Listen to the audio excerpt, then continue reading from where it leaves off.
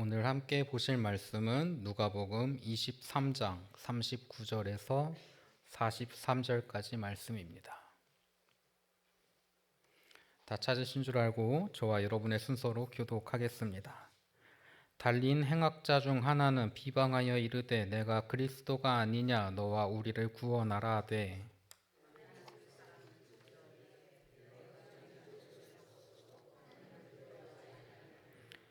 우리는 우리가 행한 일에 상당한 보응을 받는 것이니 이에 당연하거니와 이 사람이 행한 것은 옳지 않은 것이 없느니라 하고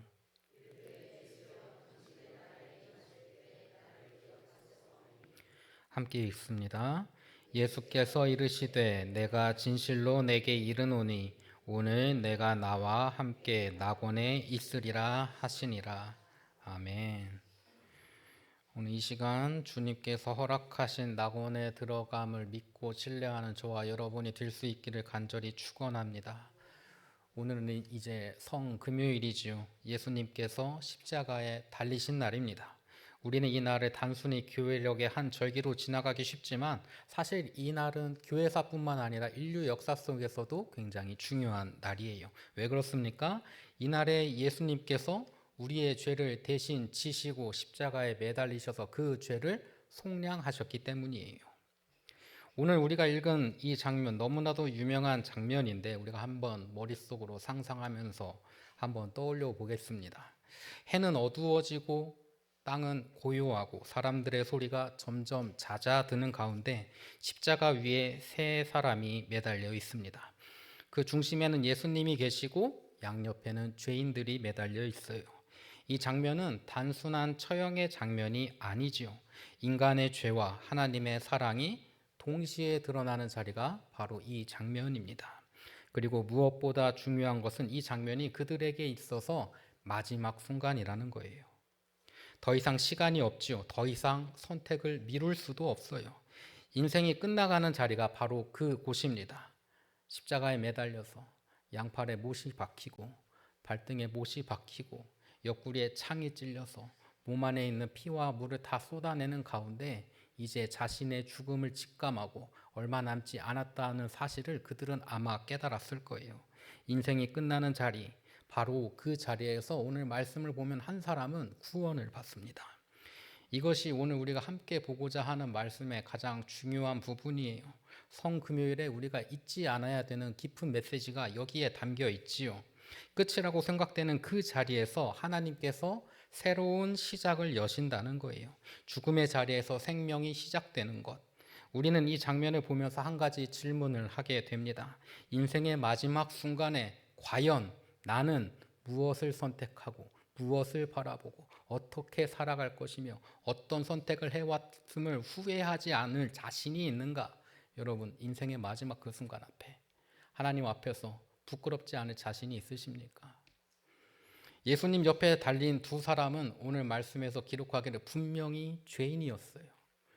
그들은 사회적으로도 법적으로도 정죄된 사람들이었습니다. 그래서 십자가에 달려서 죽는 형벌을 받고 있는 것 아니겠어요? 그런데 성경은 이 두 사람을 단순히 특별히 나쁜 사람이라고 기록하지 않습니다. 오히려 이 장면을 통해서 모든 인간의 상태가 이러함과 같다는 것을 우리에게 시사하고 있어요. 우리는 흔히 이렇게 생각하지요. 나는 저 정도까지 나쁜 짓을 하지 않았지. 나는 나쁜 짓을 하지 않아. 누가 봐도 나는 죄인은 아니지. 누가 봐도 나는 악인은 아니지. 누가 나에게 손가락질을 할 것인가? 이 정도면 내 인생 이 정도면 어디 손가락질 받지 않고 뭐 엄청 착하게는 아니어도 이 정도면 선한 편으로 살았어. 이렇게 생각하지 않겠습니까?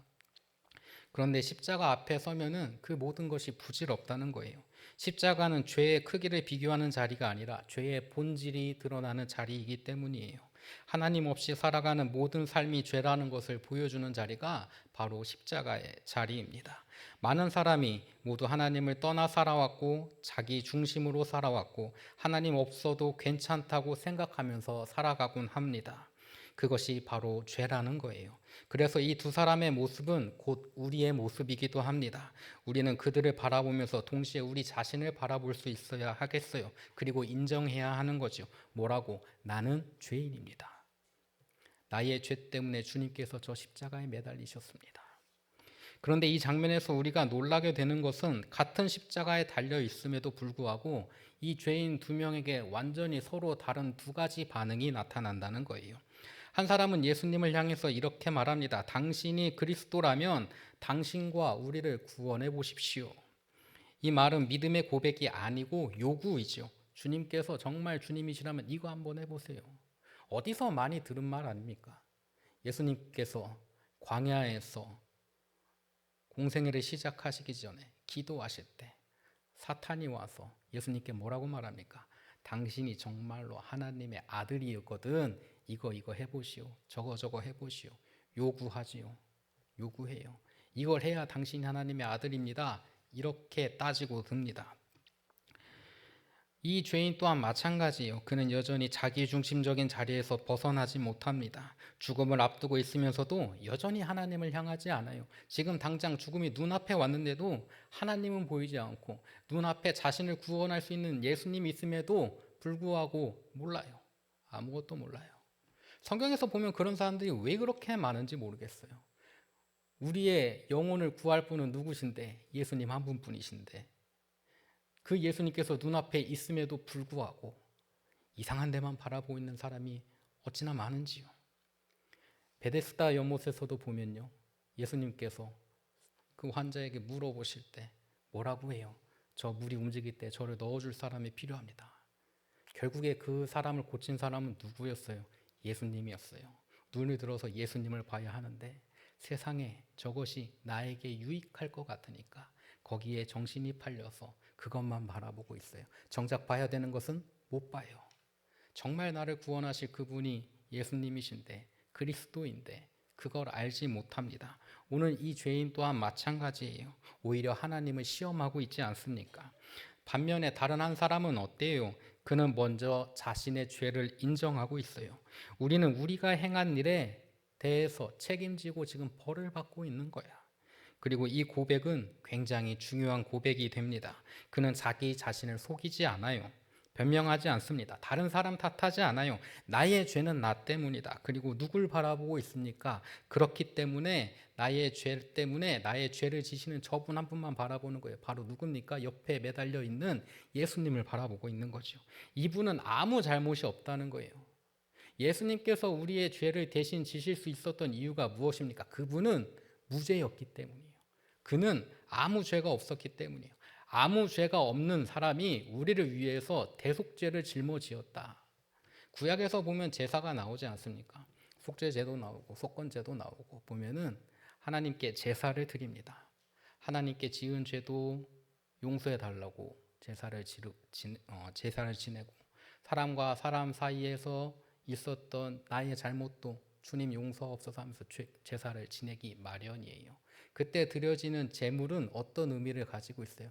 원래는 내가 죽어야 되는데 하나님 이 양으로, 이 비둘기로, 이 송아지로 주님 하나님 대신 받아 주옵소서. 이렇게 드려지는 제사 아니겠어요? 예수님께서 이 땅에 오실 때 왕으로 오시고 예언자로 오시고 제사장으로 오셨는데 제사장으로 오심이 우리를 위해서 우리의 죄를 대신 지시고 그 양과 비둘기와 송아지처럼 아무런 흠결이 없었던 그 분이 우리의 죄 때문에 십자가에서 제사의 제물이 되셨다는 거예요. 그렇기 때문에 오늘 이 죄인은 뭐라고 말합니까? 저분은 아무 죄가 없어. 저분은 자신의 생명을 가지고 우리의 죄를 대신 지는 지금 속죄의 죄를 지내고 있다. 이렇게 이야기하는 거죠. 그리고 마지막에 뭐라고 말합니까? 당신의 마지막에 나를 기억하옵소서. 이 말은 단순한 부탁이 아닙니다. 자신의 영혼을 맡기는 고백이에요. 같은 십자가, 같은 고통, 같은 마지막 순간에 거기에 대하는 자세와 결과는 완전히 달라지는 것을 우리는 바라보게 됩니다. 이것이 우리에게 주는 메시지는 분명하지요. 상황이 우리를 결정하는 것이 아니라 그 상황 속에서 어떤 방향을 선택하느냐가 우리의 영혼이 있을 곳을 결정한다는 거예요. 여러분의 삶 가운데, 여러분의 신앙생활하는 그 모든 순간 가운데 여러분은 어떤 선택을 하겠습니까? 이 주님에게 나는 죄인입니다. 주님 나를 기억하옵소서 요청하는 이 죄인가? 당신이 하나님의 아들이거든 나를 구원해 보시오라고 요청하는 저 죄인은 결국에 그 마지막 끝이 완전히 달라요. 우리는 우리의 삶 가운데 무슨 선택을 하겠습니까? 정답은 정해져 있는데 왜 그것을 알지 못하는 것 마냥 살아가는 것이 왜 그러냐면 너무나 어렵기 때문이에요. 나를 비워내고 나를 버리고 오직 주님만 붙잡고 사는 삶. 그것이 머리로는 알고 있는데 쉽지 않다는 거예요. 제가 많은 교회를 거치면서 청소년부 사역을 하다 보면 아이들과 이런저런 이야기를 해보지 않겠습니까? 그래서 아이들에게 이제 가끔 지나가는 말로 하는 말이 부모님께 효도해야 돼. 계실 때 잘해야 돼. 네 고등학교 졸업하잖아. 고등학교 졸업하면은 너희 부모님과 만나 함께 있는 시간, 그 시간 다 합쳐봤자 1년이 안 돼. 이렇게 이야기해요. 그리고 제가 부모님들한테 뭐라고 말해요? 효도받고 싶으세요? 효도받는 방법이 있습니다. 무엇입니까? 배우자보다 오래 살면 돼요. 배우자보다 오래 살면은 그 남은 효도를 몰아받는 겁니다. 저희 아버지가 그래서 효도 몰아받고 계세요. 그 순간에 결정하는 그 모든 것들이 우리의 삶을 결정하는데 그것이 머리로는 아는데 가슴으로 느껴지지 않아요. 그 어린 청소년 아이들에게 부모님한테 효도해야 돼. 그거 모르는 아이들이 어디 있겠습니까? 근데 그렇게 말해도 몰라요. 한 분 가셔야 알아요. 그리고 그 아쉬움에 나무나무께 효도를 몰아드리는 것 아니겠어요?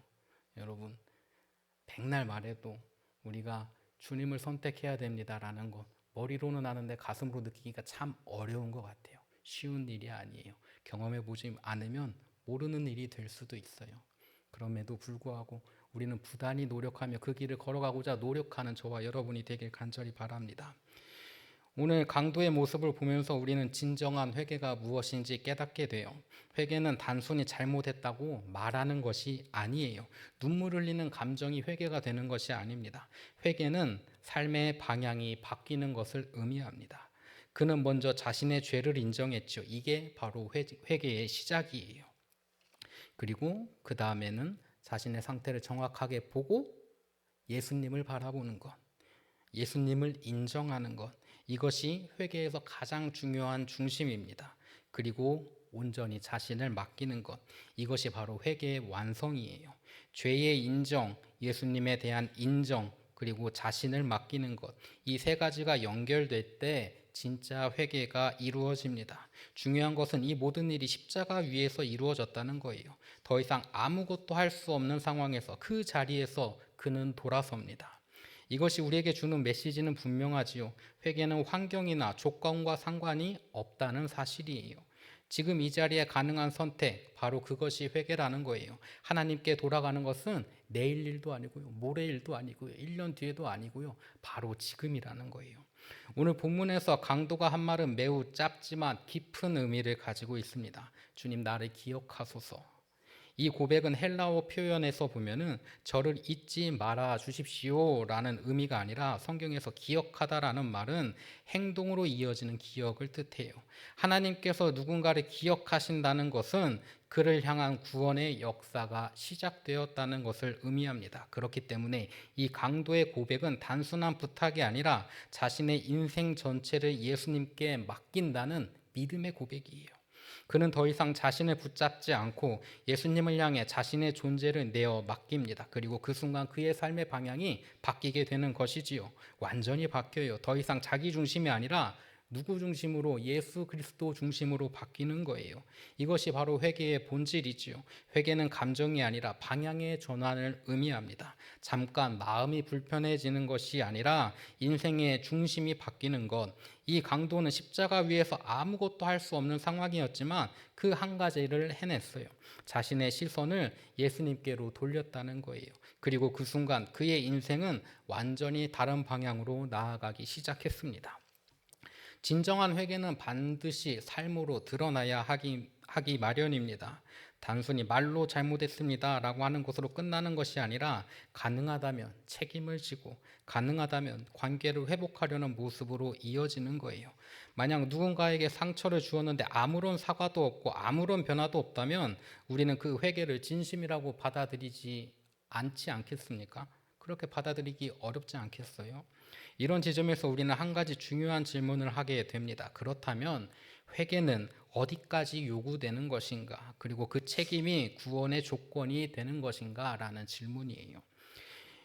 예전에 영화에 보면은 밀양이라고 하는 영화가 있었지요. 혹시 아십니까? 거기 보면은 주인공이 자신의 아들을 살해한 가해자를 찾아가서 이제 용서하려고 해요. 그 가운데 어려운 일들, 마음 고생들이 참 많았지만 결국에는 감옥에 가서 그 죄인을 만납니다. 근데 이 가해자는 뭐라고 말하냐면요. 나는 이미 하나님께 용서받았대요. 이 주인공이 얼마나 울부짖습니까? 내가 용서하지 않았는데 누구한테 용서받았다고 이야기하는가?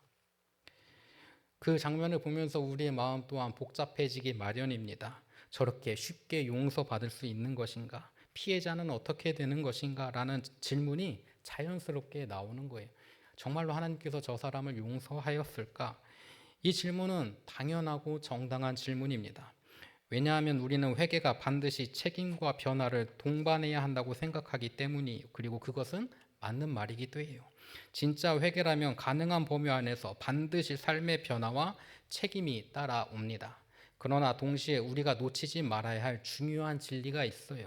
그 책임과 변화가 구원을 만들어내는 것은 아니라는 사실이에요. 구원은 우리가 얼마나 충분히 반성했는가, 얼마나 많은 대가를 치렀는가 하는 우리의 행위로 결정되는 게 아니라는 거예요. 반성과 책임의 행위 이후에 예수님께서 이미 치르신 십자가 사건 위에 주어지는 은혜가 바로 구원이라는 거죠. 그렇기 때문에 진정한 회개는 책임을 회피하는 것이 아니라 책임을 인정한 후에 그 죄값을 치른 후에 그걸로 통해서 내가 구원받는 것이라. 그때부터 시작해서 제로부터 시작하는 거예요. 우리가 살아가면서 잘못했는데 죄악 속에 빠졌는데 아이 괜찮아. 하나님 앞에 가서 주님 용서해 주실 거지요? 주님 마음이 넓으시잖아요. 하나도 반성하지도 않으면서 주님 용서해 주실 거죠? 이렇게 막 따져 묻고 있는 사람들이 간혹 있어요. 우리 교회는 없고 저 옆에 교회 가면 있어요. 그런데 그것이 온전한 회개, 진정한 회개가 되냐 하는 거예요. 우리의 죄를 인정하고 거기에 대한 책임을 지고 그 이후에 대해서 제로부터 시작하는 거예요. 그 이후에는 하나님께서 선택하시는 거예요. 내가 그 행위로 인해서 구원을 받는 것은 아니지만 그것이 없이는 구원받지 못한다고 저는 확언할 수 있습니다. 우리가 죄를 지었다면, 우리가 누군가에게 정말로 삶에 씻을 수 없는 상처를 주었다면 그것을 먼저 우리의 삶 가운데 진정으로 회개하면 그 사람을 위해서 내가 무엇을 할 수 있는지 끊임없이 찾고 고민하고 노력하는 거예요. 그렇게 해야 제로부터 시작하는 거예요. 그곳에서 처음 시작하는 거예요.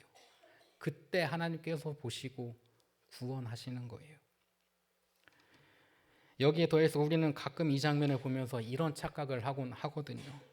허랑방탕한 삶을 살다가 나 살고 싶은 대로 살다가 먹고 싶은 거 다 먹고 술 마시고 뭐 하고 다 놀다가 세상 죄악 다 하다가 마지막 그 순간에 회개하면 되지. 야, 세상 이렇게 편한 신앙생활이 없지.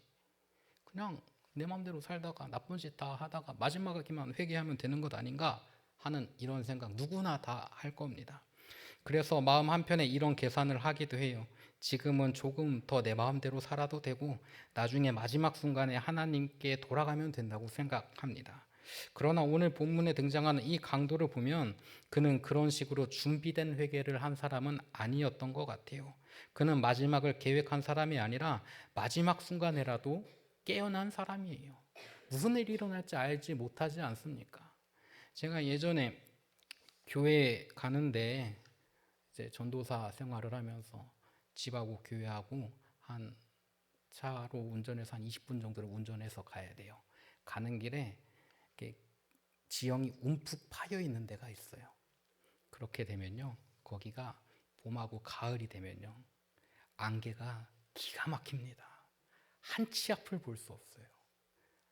어느 정도냐면 길 보고 운전하는 게 아니라 내비게이션 보고 운전해야 돼요. 진짜 한 치 앞을 바라볼 수 없는 그곳에 이제 운전해서 갑니다. 새벽 기도하러 가요. 진짜 기도하면서 갈 수밖에 없어요. 가다가 뭐가 퉁 하고 차에 부딪혔어요. 얼마나 깜짝 놀랐겠어요. 제가 A형이거든요. 얼마나 소심한데 그거 보면서 얼마나 놀랐겠어요. 근데 뭐 했나 보니까 고라니가 퉁 하고 부딪혀서 저 앞에 가서 저를 한번 칙 째려보고 저리 막 가요. 이게 참 기분이가 안 좋아요. 혹시 고라니 쳐보신 분 계십니까? 고라니 치면요, 참 그 느껴지는 감각이 사람 치는 것하고 되게 굉장히 유사하다고 해요. 얼마나 깜짝 놀랐겠어요. 심장이 벌렁벌렁벌렁해요. 그런데 제가 그 고라니 칠 줄 알았어요? 몰랐어요. 제가 1년 내내 다니던 길이에요.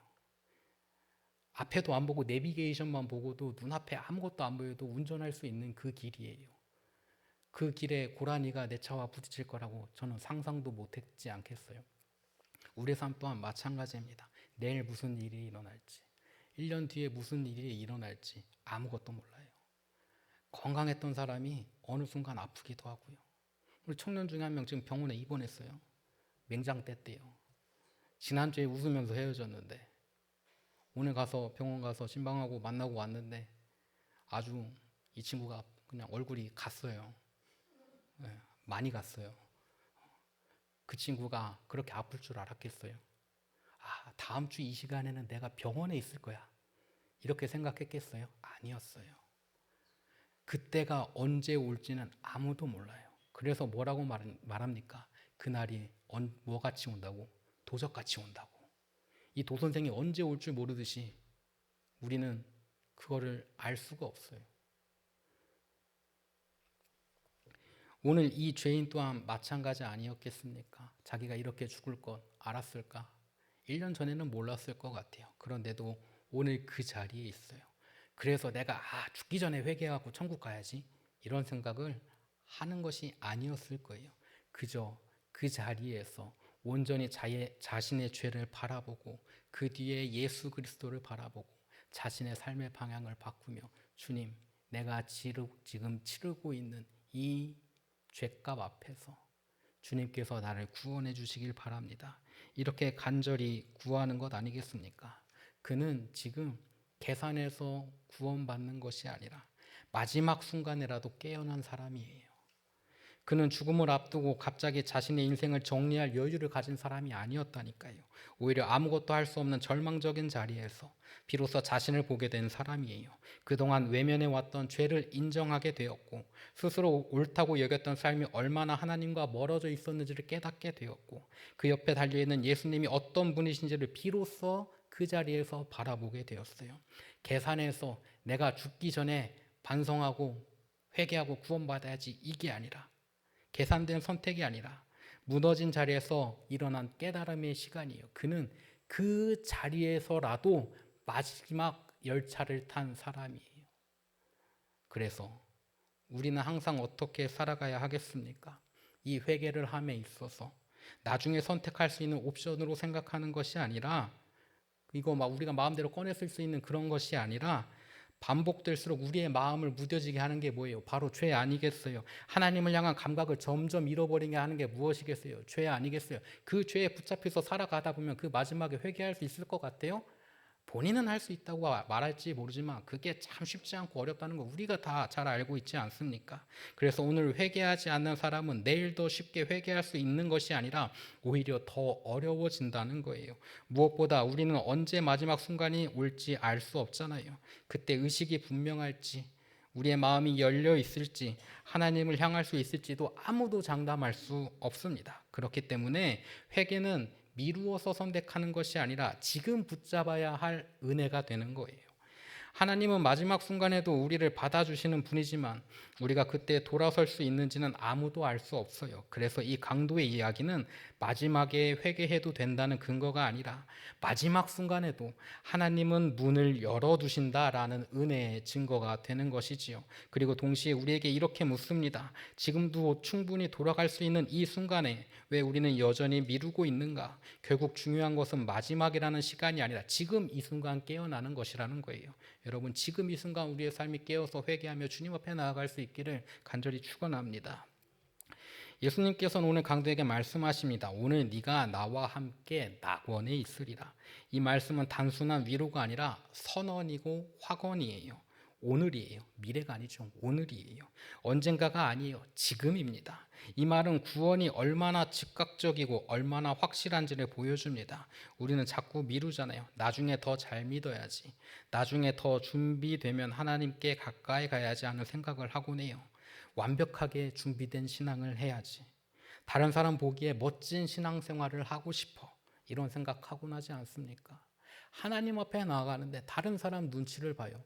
우리나라 사람들이 그런 성향이 있다고요. 뭘 하더라도 미리 막 열심히 공부해서 비효율적이지 않게 효율적으로. 근데 그거를 신앙생활까지 끌고 와가지고 내가 신앙생활에 효율적으로 천국 가는데 한치 흐트럼 없이 멋있게 다른 사람한테 부끄럽지 않게 그런 신앙생활을 해야지 하는 경우가 왕왕 있어요. 여러분은 어떻습니까?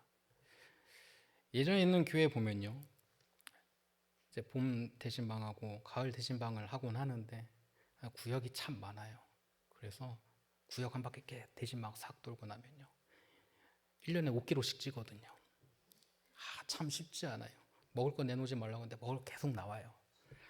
어떤 목사님께서 아침부터 일어나서 매년 술빵을 만들어서 올리십니다. 안 먹으면 서운해 하셔요. 그러면 어떻게 해요? 제 교육자 중에 막내인 제가 다 먹는 거예요. 참 쉽지 않지요. 그런데 대신방 다니다 보면 이 괴리감이라고 하는 것이 엄청 큽니다.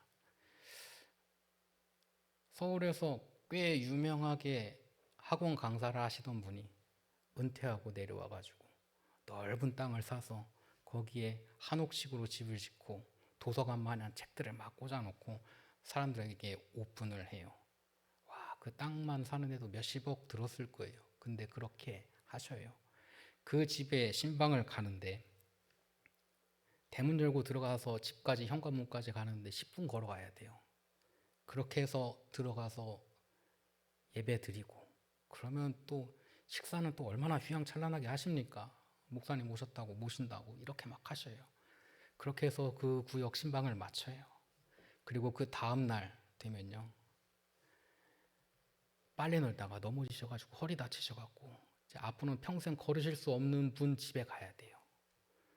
경제적으로도 어려워요. 다른 집에 다락방 같은 곳, 반지하 같은 곳 그런 곳에 가가지고요.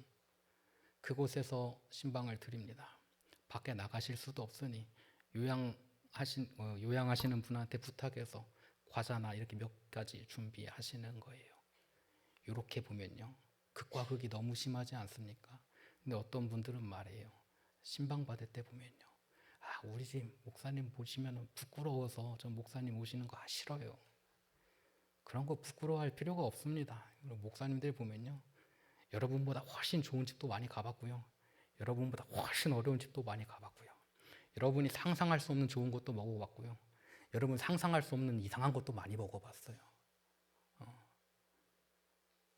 하나님 보시기에 우리가 신앙생활을 하는 것이지 목사님 보기에 성도들 보기에 멋있는 신앙생활 하려고 신앙생활을 하는 것이 아니지 않아요.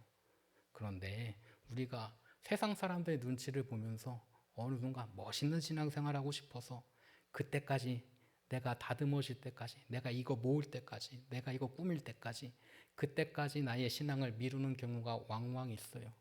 때로는 교회 와가지고 헌신해야 되는 거 알지? 하나님 섬기며 찬양해야 되는 거 알지? 그런데 내가 아직 준비가 덜 돼가지고 나중에 내가 좀 자리 잡히고 그때 해야지 이렇게 하는 경우도 왕왕 있어요. 그런데 그러면 돼요? 안 돼요? 안 돼요. 하나님 보시기에 잘난 사람, 못난 사람 중요하지 않아요. 하나님 보시기에 아름답다라고 말하는 피조물들이 저와 여러분들입니다. 그러니 나의 처해 있는 환경과 여건에 의해서 하나님께서 우리를 차별하지 않으신다는 사실을 믿는다면 내가 어렵고 힘들 때일수록 내가 숨는 것이 아니라 누구 앞에 가는 거예요? 하나님 앞에 가는 거예요. 주님, 세상 사람들 앞에 내가 서기는 부끄럽지만 주님 앞에는 내가 나아갈 수 있습니다. 주님께서는 내가 아무리 부족하고 내가 못생기고 아무리 내가 연약하더라도 내가 아프더라도 내가 행색이 아주 그냥 볼품 없더라도 주님께서는 나를 보라고 말씀하셨으니까 보시기에 아름답다 말씀하셨으니까 그거 하나 믿고 나는 주님 앞에 나아갑니다. 나의 신앙생활, 나의 믿음의 고백 이 모든 것 뒤로 미루지 않겠습니다. 바로 지금 내가 주님 앞에 가겠습니다. 이 고백이 저와 여러분의 고백이 되길 바랍니다. 하나님께서는 여러분을 버리지 않으셔요. 언제 어느 순간에든지 어떤 환경에 있든지 어떤 처지든지 주님께서는 여러분을 항상 바라보시고 살펴보시고 사랑하시고 구원하시고자 하십니다. 그 믿음 가운데 우리의 신앙의 고백이 주님, 나의 죄를 용서하여 주옵소서. 나의 삶이 변화되길 원합니다. 나의 삶의 방향이 세상을 향해 걸어가고 있었던 그 모든 것들 돌이켜서 주님 앞에 나아가길 바랍니다. 이 고백. 저는 연약하지만 내가 그거 할 수 없을지 모르지만 주님께서 붙잡아 주셔야 그게 되는 걸 이제는 제가 압니다. 그러니 주님께서 붙잡아 주시면, 주님께서 제 손을 붙잡고 이끌어 주시면 제가 저 늪지대로 빠지지도 않고 저 절벽 아래로 떨어지지도 않고 온전히 주님께서 이끌어 가시는 그 온전한 길을 통해서 제가 주님 앞에 나아가겠습니다. 이렇게 믿는 것, 이런 신앙생활을 하는 것, 이 마지막 강도 또한 그런 삶 아니었겠습니까? 결국에 마지막에 무엇을 바라봐요? 예수님을 바라봐요. 그리고 그 순간 구원이 선언되었습니다. 이게 바로 은혜지요. 성금요일은 단순히 예수님의 고난을 기억하는 날이 아니에요. 이날은 우리에게 질문을 던지는 날입니다. 너는 지금 어느 방향으로 향하고 있는가? 너는 지금 누구를 붙잡고 있는가? 우리는 매일 선택하지 않아요. 하나님을 향할 것인지 아니면 여전히 나 자신을 붙잡고 있을 것인지 선택해야 되는 그 선택의 순간에 이 두 강도의 이야기는 과거의 사건이 아니라 지금 우리에게 던져지는 우리의 삶의 이야기가 되는 거예요. 우리는 이미 십자가 앞에 서 있습니다. 그리고 지금 이 순간에도 선택하고 있지요. 오늘 우리는 십자가를 바라봅니다. 그 십자가는 단순히 고통의 상징이 아니라 우리의 죄가 해결되는 자리예요. 같은 십자가 위에 있었지만 두 사람의 마지막은 너무나도 다르잖아요. 한 사람은 끝까지 자신을 붙잡았고 한 사람은 마지막 순간에라도 그 순간에라도 예수님을 붙잡았습니다. 그리고 그 선택이 그의 죽음 너머의 삶을 바꾸었어요. 예수님은 그에게 이렇게 말씀하십니다. 오늘 네가 나와 함께 어디에 낙원에 있을 것이다. 이 말씀은 단순히 죽음 이후의 위로가 아니에요. 이것은 끝이 아니라 새로운 시작에 대한 선언입니다. 왜냐하면 예수님의 십자가는 죽음으로 끝나지 않기 때문이에요. 예수님은 사흘 만에 다시 살아나셨고 그 부활로 인해서 십자가의 약속은 완전해졌습니다. 그래서 우리가 붙잡는 구원은 단순히 죄사함으로 머무는 것이 아니라 죽음을 넘어서는 생명의 약속이 되는 거예요. 오늘 이 성금요일의 시간에 우리는 십자가 앞에 서 있습니다. 그러나 우리의 시선은 십자가에서 멈추지 않아요. 그 십자가 너머에 있는 무엇을 바라봅니까? 부활을 바라보는 거예요. 우리가 예수님을 붙잡는 순간 우리의 인생도 그 길 위에 놓이게 됩니다. 죽음에서 생명으로, 절망에서 소망으로, 끝에서 새로운 시작으로 나아가는 것이지요. 사랑하는 성은교회 교우 여러분, 오늘 우리가 해야 할 일은 분명합니다. 지금 이 자리에서 예수님을 향하는 것이 바로 우리가 해야 할 일이에요. 우리의 죄를 인정하고 우리의 시선을 돌리고 우리의 삶을 맡기는 것이지요.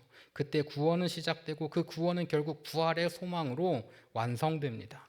오늘 이 성금요일이 십자가를 넘어 부활의 소망을 붙잡는 시간이 되기를 간절히 축원합니다. 다 같이 기도합니다. 사랑과 은혜가 많으신 주님, 오늘 이 고난의 시간에 십자가 앞에 서게 하시니 감사합니다.